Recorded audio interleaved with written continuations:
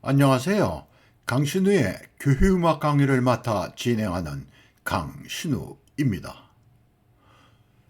교회 음악 문헌과 합창 문헌을 위한 강의들입니다. 우리 음악교육이 전공실기에 보다 비중을 두고 이론이나 학문에 소홀하지 않나 하는 생각을 가져왔습니다. 교회음악과 관계된 경우에도 마찬가지라 생각됩니다.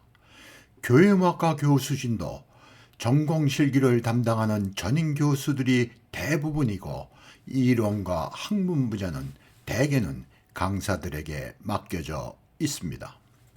이런 환경에서 정작 교회음악을 전공하여도 일반 음악 전공과 다를 것이 없습니다. 교회음악에서 이론과 학문적인 접근은커녕 실제적이지도 못합니다. 많은 유튜브에 소개된 교회음악 강의의 내용을 보아도 다른 분야에 비해 많이 부족하다는 생각이 듭니다. 이것이 나의 교회음악에 대한 블로그와 유튜브 강의의 시작의 동기가 되기도 하였습니다. 이는 교회음악 학문과 이론적 토대를 마련하기 위한 작은 몸짓인 것입니다. 나는 음악 감상 해설이나 이와 관계된 유튜브 강의를 관심을 가지고 들어오고 있습니다. 이들의 깊이 있는 지식과 넓은 상식에 해당하는 내용은 많은 도움이 됩니다. 유튜브가 대중을 상대하는 것이어서 어느 강의는 구름 위를 걷는 듯한 내용의 해설도 접하곤 합니다. 다시 말하면 말잔치에 가까운 내용도 더러는 있습니다. 우리에게 합창음악은 기악음악에 비해 많이 뒤처지고 일반적이지 못함을 느끼곤 합니다. 합창음악이 우리에게 익숙하지 못한 이유 가운데 하나는 다른 나라 언어로 쓰여져 그 내용과 뜻을 이해하는 것부터 어려운 것입니다. 한편 많은 수의 교회음악이 교회 예배를 위한 음악이라는 제한된 카테고리로 우리에게 익숙하지 않습니다. 외국에서의 합창음악은 풀뿌리 음악이라 할 수 있습니다. 외국의 많은 교회 성가대는 전문 음악인들이 노래하여 이들이 예배에서 노래하는 성가대의 성가를 들어온 사람들이 합창음악에 관심을 갖거나 애호가가 되는 것입니다. 유럽 문화권의 합창음악 음악회에는 예배 음악 중심으로 적은 수의 인원이 노래하는 중창이나 합창음악회가 일반적입니다. 이들의 연주 형태는 무반주이거나 최소한의 악기와 함께하는 음악회가 대부분입니다. 한편 서양인들에게 라틴어를 비롯한 유럽의 다른 언어에 비교적 익숙하여 우리가 겪는 어려움보다는 덜하다 하겠습니다. 나의 관심과 지식이 예배 음악과 합창음악에 제한되어 있습니다. 어느 때에는 이에 대한 해설과 강의를 접하고 만족하기 어렵거나 아쉬울 때가 종종 있습니다. 우리나라 합창음악회는 예배를 위한 작고 섬세한 합창음악보다는 규모가 큰 기악 반주가 함께하는 음악회를 위한 합창음악이 일반적입니다. 더 나아가 합창음악 가운데 정점에 있는 규모가 큰 음악들이 대부분입니다. 예를 들어 미사곡이면 바하의 B단조 미사, 순환곡은 바하의 마테 순환곡의 음악회가 일반적입니다. 핸델의 메시아는 우리에게는 아주 대중화되어 너무 가까운 음악이기도 합니다. 그런데 핸델의 메시아는 실제적으로 전문 합창단이 수준 높은 연주는 아주 적은 거로 알고 있습니다. 바하의 비단조 미사나 마테 순환곡을 노래하기 전에 작은 규모의 미사곡이나 순환곡으로 음악회가 더 많이 그리고 자주 있은 뒤에 큰 규모의 음악회가 있게 된다면 이를 이해하는 데 도움이 되겠습니다. 어찌 보면 우리에게 이러한 큰 규모이고 정상에 있는 음악은 먼저 극복해야 할 정복의 대상과 같은 것입니다. 사실 외국의 연주단체에서 여러 작곡가의 많은 수의 미사곡 연주는 빈번하고 순환곡 역시 작은 규모의 순환곡이 더 자주 합창단들이 노래하는 것입니다. 사실 우리의 건너뛰는 점프력은 대단한 것 같습니다. 이러한 합창음악의 지휘자들은 그 분야의 학자 수준의 전문적인 지식을 가진 사람들이 대부분입니다. 이들은 시대의 연주 형식에 대한 전문 지식을 갖고 진지하게 연주에 임하는 것을 느낄 수 있습니다. 유튜브에서 접한 독일 교회 음악의 아버지인 하인리 슈츠의 요한 순환곡을 연극적인 절제된 연출과 함께 일본 합창단의 노래를 듣고 깊은 감명을 받았습니다. 이 음악회에서 복음 기사 해설자로 노래하면서 지휘를 담당한 사람은 유럽인이었습니다. 아마 독일인이겠죠. 네. 이렇게 일본 합창단들 경우에는 유럽인들 이리 직접 와서 이런 음악을 도와줌으로써 더 깊이 있게 이 음악을 다룰 수 있는 것 같습니다. 일본의 바흐 합창단의 지휘자 마사키 스즈키는 바흐 칸타타 전곡을 녹음하는 과정에서 후반 바흐의 요한 순환곡과 마테 순환곡 그리고 B단조 미사를 연주하였습니다. 이 마사키 스즈키가 네덜란드에서 바로크 음악을 공부하고 와서 25전에 걸쳐서 바흐의 교회 칸타타 전곡을 녹음하였고 연주회를 가졌습니다. 이렇게 긴 세월에 후반에 바흐의 요한 순환곡과 마테 순환곡, B단조 미사 같은 것을 연주했어요. 왜? 이 곡들이 높은 수준의 음악이기 때문에 단계적으로 준비를 한 다음에 후반에 연주하게 된 것입니다. 이 합창단의 음악회에서 독창자는 유럽인들이었고 합창만을 일본 사람들이 담당하였으며 시대악기 연주자들도 일본인들과 유럽인이 함께 하였습니다. 처음 시작할 때도 이랬고 지금도 이렇게 유럽인들과 함께하고 있습니다. 이들 일본인 성악가의 독창과 시대악기 연주자의 수가 시간이 지나면서 점차 늘어나고 있습니다. 지휘자 마사키 스즈키는 바흐 합창과 바로크 음악에 대한 전문가이며 오르간 주자이고 합창 지휘자입니다.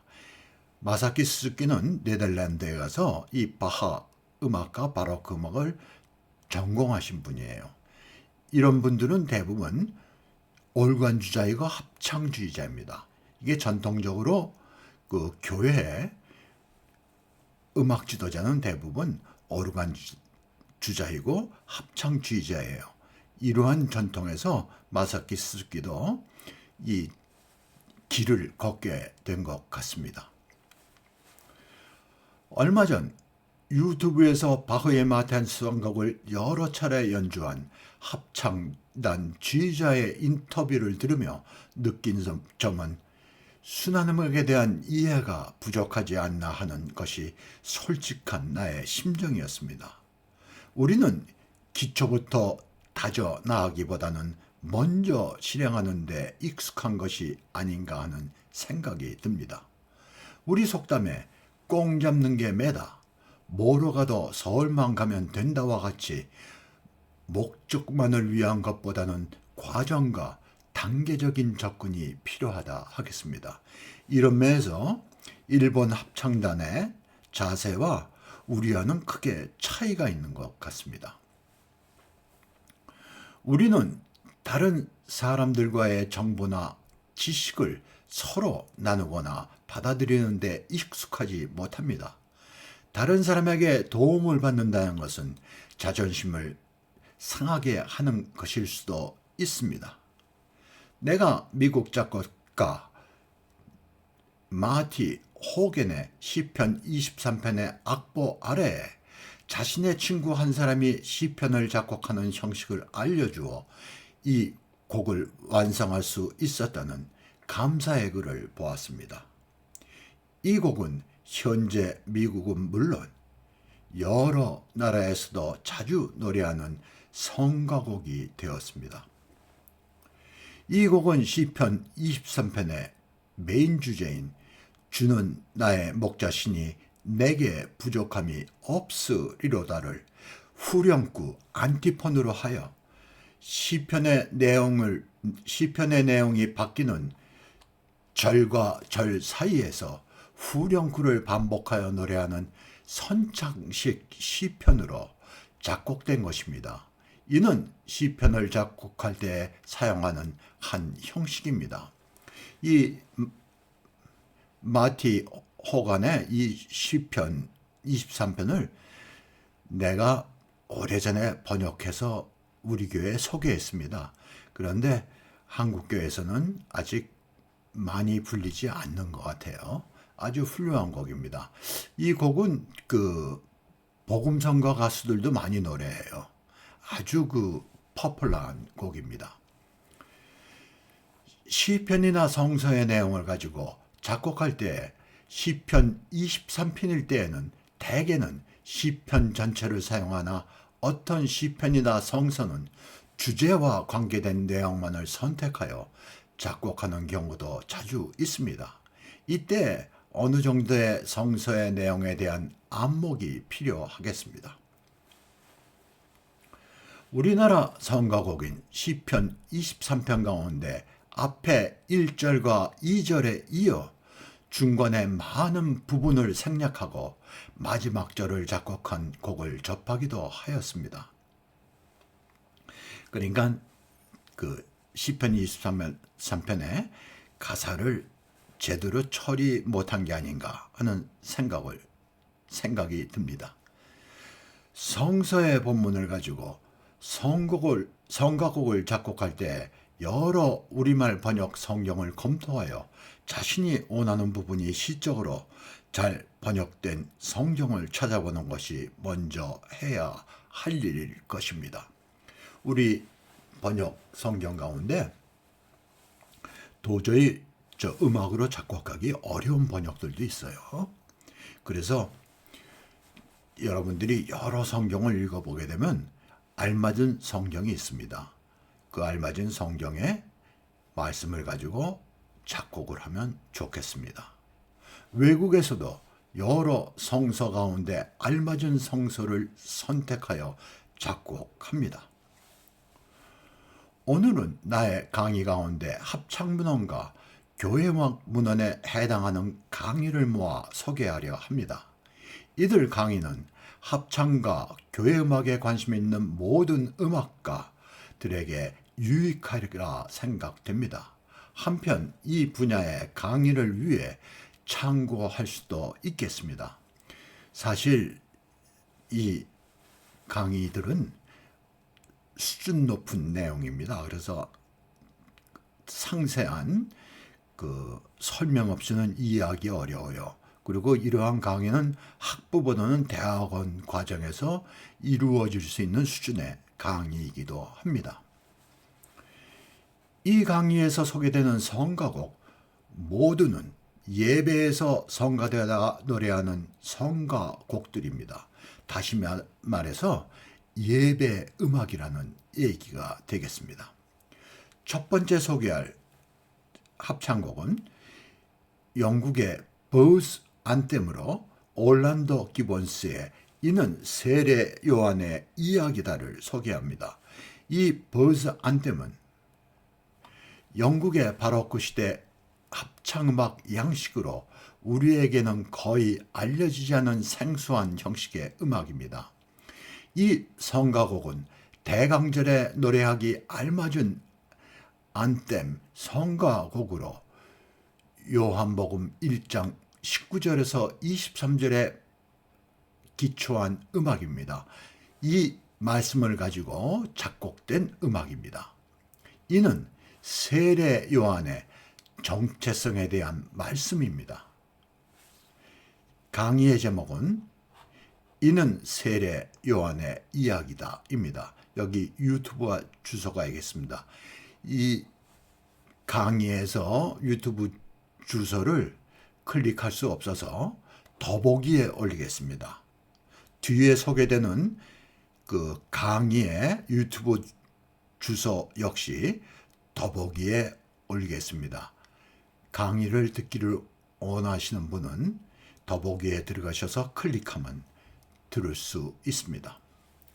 두 번째는 이 세상 음악 가운데 가장 아름다운 음악이라 알려진 그레고리오 알레그리의 주여 나에게 자비 베푸소서 미세레레 메이 데우스입니다. 이 곡은 우리에게 아직 잘 알려져 있지 않으나 합창음악 애호가에게 사랑받는 성가곡입니다. 이 성가곡은 아름다움을 넘어 신비스럽기까지 합니다. 우리가 영상을 통해 보는 유럽의 역사나 교회와 관계된 드라마나 다큐멘터리에서 종종 배경음악으로 사용되기도 하여 무의식 가운데 접하는 음악이기도 합니다. 이 곡은 시편창의 종지 부분을 대입법적이며 장식적인 기법으로 작곡한 작품입니다.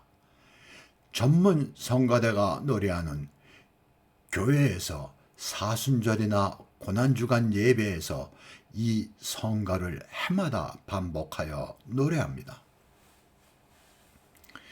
이 성가곡은 바티칸에 있는 시스틴 채플에서만 성금요일에 교황이 참석한 예배에서 불려오다 이를 한번 듣고 체보하여 악보를 공개한 소년 모차르트의 저작권 침해 덕분에 널리 알려지게 된 일화를 가진 성가곡입니다.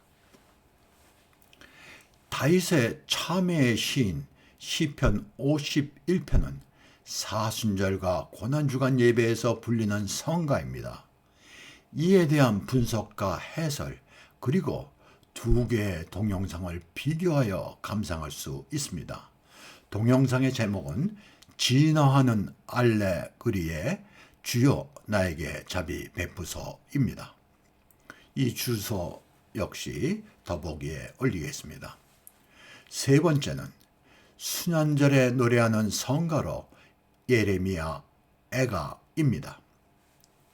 우리는 사순절 기간의 찬송이나 성가들을 위한 성가곡을 선곡할 때 직접적인 내용인 예수의 고난과 죽음, 십자가와 연관된 내용에 머무르고 있는데 그 외에 시편의 탄원과 참회의 시편, 예레미야, 애가 등의 성서의 말씀을 회중과 성가대가 합창으로 노래합니다.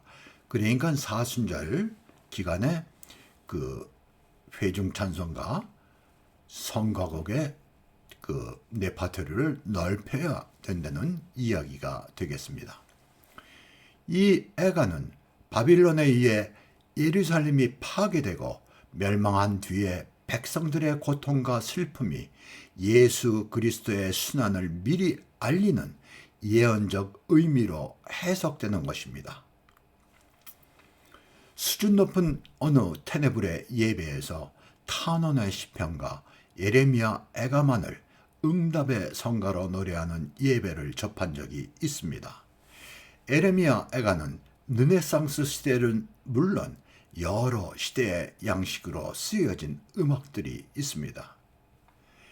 영국 교회음악의 아버지 토마스 탈리스의 예레미야 애가는 르네상스 시대의 걸작 가운데 하나입니다. 토마스 탈리스의 에레미야 애가 강의가 준비되어 있습니다. 네 번째는 순환음악, 패션 뮤직입니다. 교회의 절기 가운데 사순절과 성주간에 노래하는 찬송가, 성가는 교회 절기를 위한 음악 가운데 가장 많은 수이고 음악의 수준 역시 높은 작품들이 많이 있습니다. 우리들은 흔히 성탄절이나 부활절에 이러한 찬송가, 성가곡이 많으리라 생각하는데 사실은 사순절 기간을 위한 찬송가, 성가곡이 가장 많습니다. 다음으로는 대강절이에요. 그 다음이 부활절, 성탄절 이렇게 되겠습니다. 그만큼 중요한 절기이기 때문에 많은 작품이 있겠죠. 순환 음악의 뿌리는 사복음서, 마태, 마가, 요한, 누가복음 가운데 예수 그리스도의 고난과 죽음에 이르는 말씀으로 종려 주일과 성금요일 예배에서 이들 복음서를 봉독하는 데서 순환음악이 시작되었습니다. 나는 이 사복음서의 순환의 말씀을 우리나라에서 최초로 우리말 대본으로 만들어 강신우의 교회음악 블로그와 강신우의 교회음악 강의에 소개하였습니다. 이는 한국교회 역사에서 기릴 만한 이 일이나 아직 우리 교회에서 이에 대한 가치를 인식하지 못하고 예배에서 실제 사용되지 못하는 것이 현실입니다. 이 복음서의 순환의 말씀이 예배에서 봉독될 때 순환 음악에 대한 이해와 관심이 뿌리내리게 될 것입니다. 한편 이 대본을 가지고 순환의 말씀의 입체적 봉독과 순환국의 대본으로 더 나아가 우리말 순환곡의 대본으로 사용할 수 있습니다.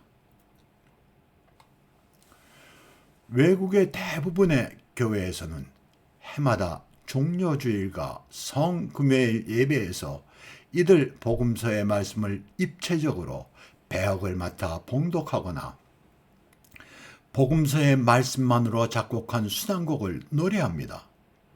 중세 시대에 있었던 순환곡 역시 복음서의 말씀을 극화하여 연기를 곁들인 것입니다.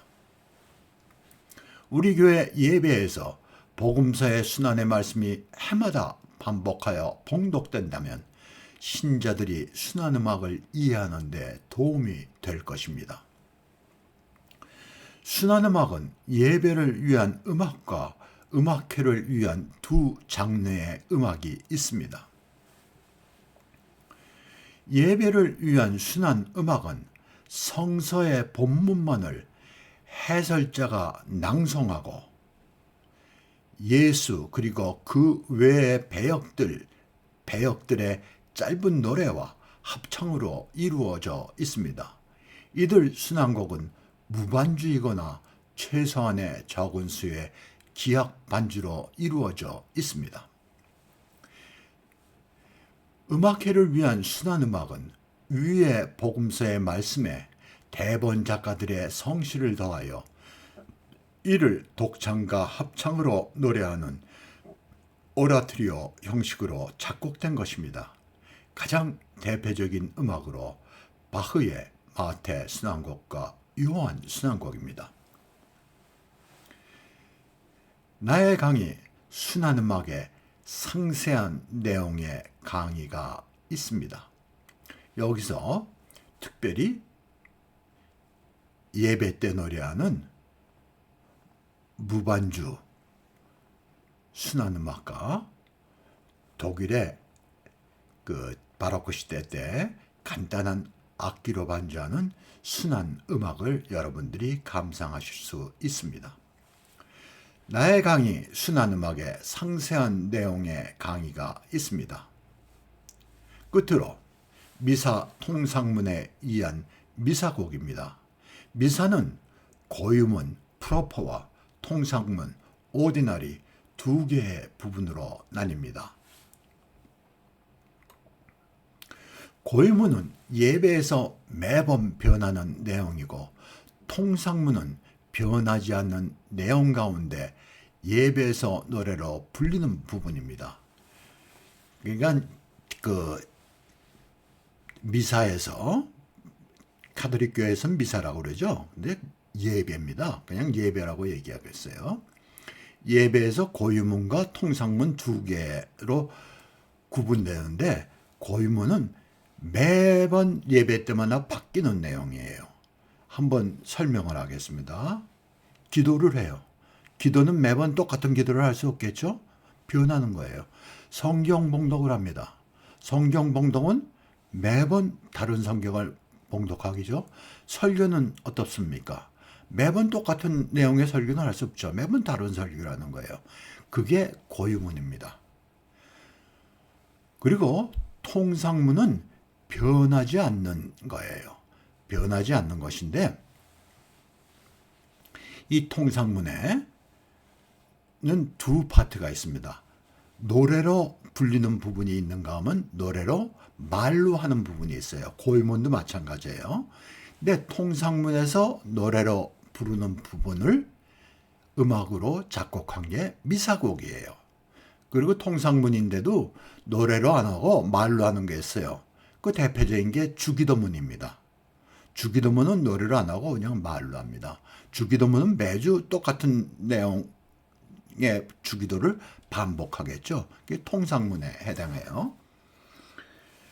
그 통상문에 변하지 않는 다섯 부분은 첫째, 하나님께 자비를 구하는 노래, 구궁정이라고 얘기하죠. 키리에 엘레이선입니다. 그 다음 하나님께 영광을 드리는 얘기, 하나님을 찬양하는 내용의 찬성이에요. 영광송입니다. 그 다음에 신앙 고백이에요. 신앙 고백, 우리 그 사도신조 그런 내용입니다. 네. 크레도가 있습니다. 그리고 또 자비를 구하는 노래인데 여기서는 예수님의 그 이름을 빌러요.